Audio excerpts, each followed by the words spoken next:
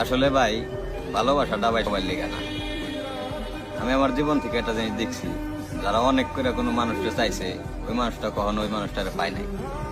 আর যারা বেশি জিনিস মনে করো ত্যাগ করে নাই, বেশি কষ্ট করে নাই, ওরাই মনে করো যে ওর প্রিয় মানুষটারে পাইয়া গেছে।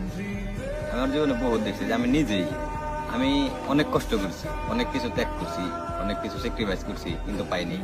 আবার আমি অনেক রিয়েল লাভ দেখছি, মানে ওইরকম কোনো কষ্টই করে নাই, মানে কোনো কষ্ট নাই, কিন্তু প্যারাই নাই। প্রেম করছে, ভালোবাসছে, ডাইরেক্ট বিয়ে, মানে কোনো বাধাই আসে নাকি। আমরা মনে করো ভাই শত বাধা ডিঙ্গায়ও মনে করো যে নিজের প্রিয় মানুষটারে পাই না। এটাই ভাই নিয়ম।